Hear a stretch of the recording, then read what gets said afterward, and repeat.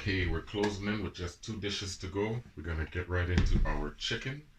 I took it out of the brine, and what we're going to do is pat it dry, because for the chicken to roast properly, we want it to have little to no moisture so that it can come properly crispy and just be perfect. So to get rid of that, I'm gonna grab a little bit more paper and really get the moisture out. You don't want it to be wet, and don't leave any paper on the bird, of course. That looks good enough. So I'm gonna put it into a big bowl, and here we have our carrots that I have peeled and cut into logs. And you want the carrots to be a large size because we're going to be roasting them, and we don't want them to cook too quickly or burn. And the same with the potato, fairly large sizes. Potatoes aren't the greatest, but one good thing about cooking is you're trying to clear the kitchen and get rid of everything.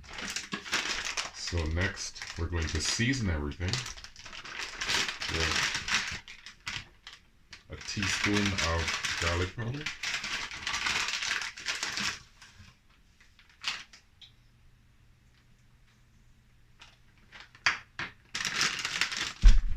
and I'm going to hit some olive oil.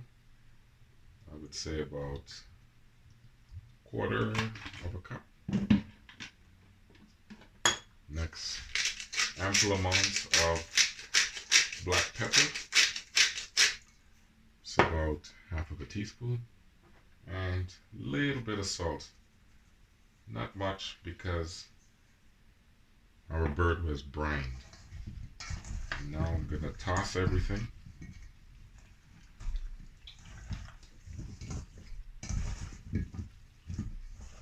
And we got a surprise coming up with our method. This is surefire, and it's good. And we want to get some of that on the inside also, so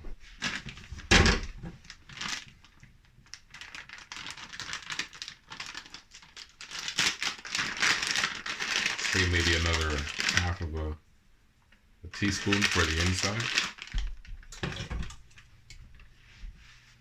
Alright. Rub it all in there. There we go. Okay, I think she's good. Okay, hands are all washed, nice and clean after touching the chicken. So now what we're going to do is we're going to set the chicken up for the pan, and we're going to use a can. I'm going to use some Canada Dry, not promoting anything. It's nice to do in the middle of your cooking. Have a beer or have a ginger ale. This is for me, and the other is for the significant other.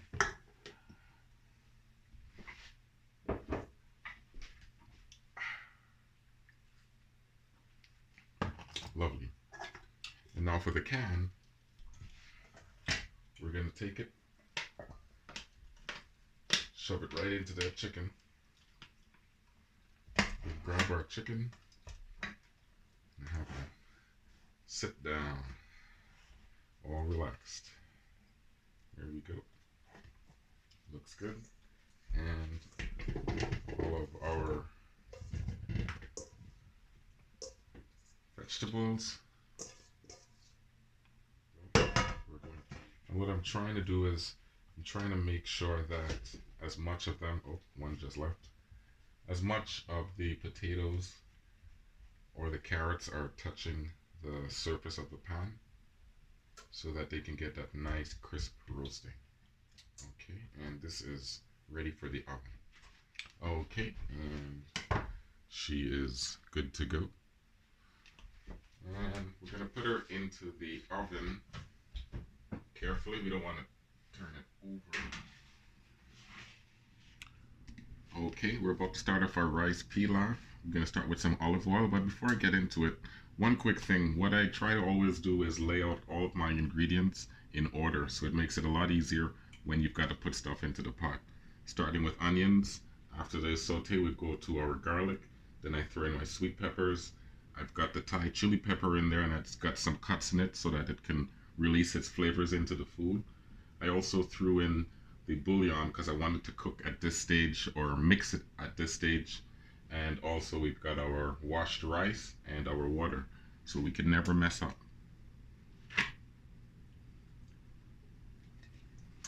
Just throw in some olive oil, and looking at about 2 tablespoons. And there's our onions. It's a hot fire. It's on an 8. We're going to give them 20 seconds. Let them just saute. Now our garlic.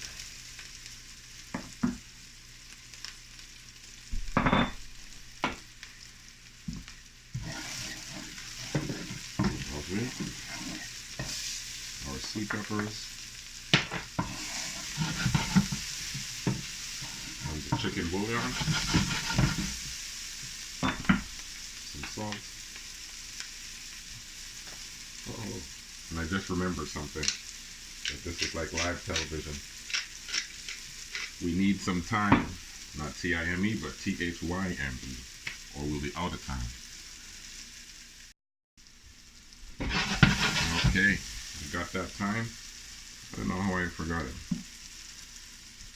Truth be said, I put a little bit of whiskey into my ginger ale, so it could be that. Quick drink. That's good. So, 3 or 4 sprigs of the thyme. And now we're going to throw in our rice. And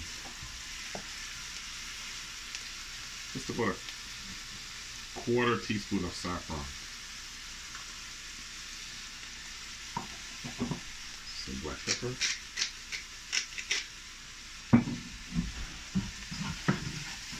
Stir everything together.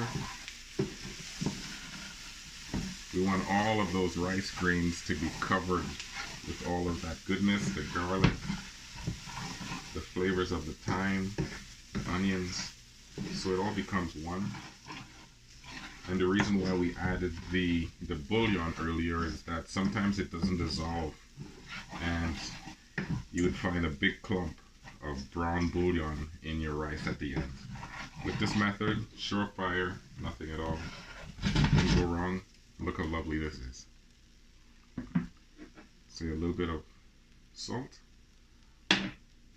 and that's it. Don't have to go anywhere. We already have our water.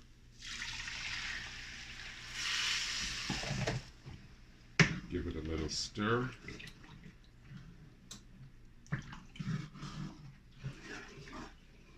Lovely. And we're gonna cover this baby, and she would be good in 45 minutes. Now I'm starting at a high fire. It was at 8, so we're going to keep it at 8 for a couple of minutes until we start to see steam, and then we'll shut it all the way down to 3 and let it be for the next 45 minutes. Okay, here we go. No steam yet, but you can hear activity inside, and that's good enough for me. I'm gonna turn this puppy down and leave it at 3.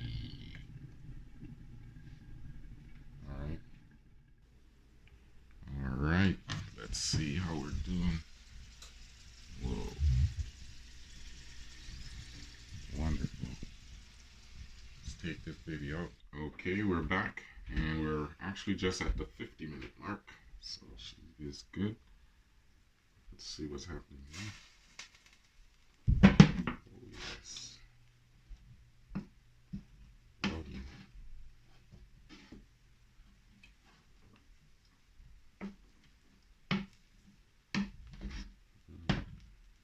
nice little bun in the bottom too. That's it. Okay.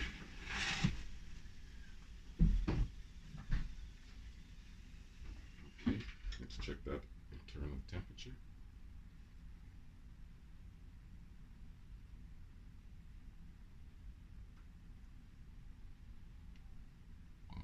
195, so definitely 195. So she's definitely good. I would really recommend getting a food thermometer. Mine is digital, pick them up pretty cheap in stores. But if not, the second way that we will check would be to simply stick the bird and ensure that the juices are running clear. And then press it. You can see juices are running clearly. With some parsley for a little bit of color, a little bit of greens.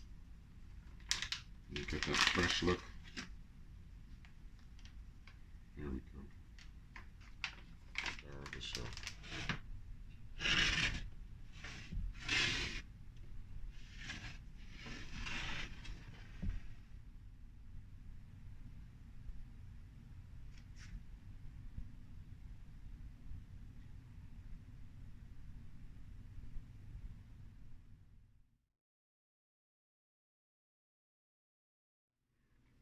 Okay, here we are now with our lentil peas. It's day 2 and we need to rewarm it. Looks a little bit dry, but that's not a problem at all. And we cooked more than we needed, but I have a reason for that, because at least a third of it we're going to put to freeze, and that's what I'm going to do right now. Depends on how many people are coming for dinner or how many people you're going to have on the following days. But for myself, it's always good to take a little bit of it and put this away and put this into the freezer. And we're going to have a recipe that's coming up in the first week of January that's going to be using this peas. Okay, here we are.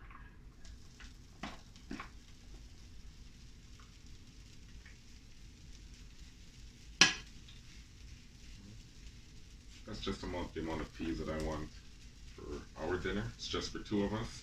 So you take out as much as you need for the amount of guests that you have.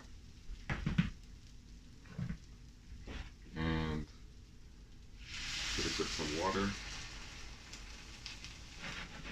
That's about a quarter of a cup. And a tablespoon of butter. It'll give it that nice sheen. And touch of olive oil. And we're going to slowly bring that up to temperature.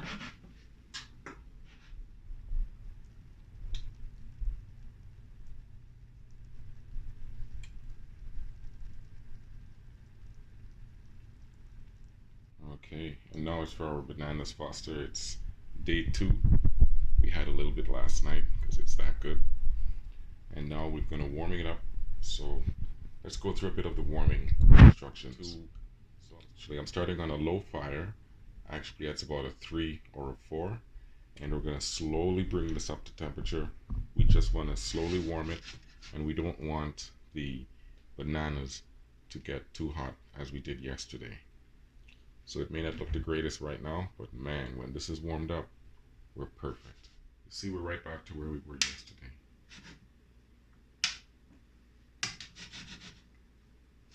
There we go. And lots of sauce, because that's what you're looking for.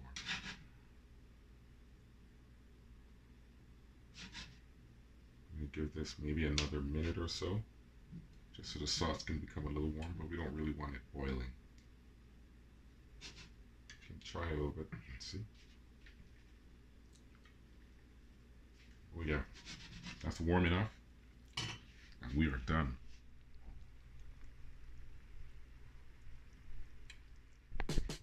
Here we go. All done.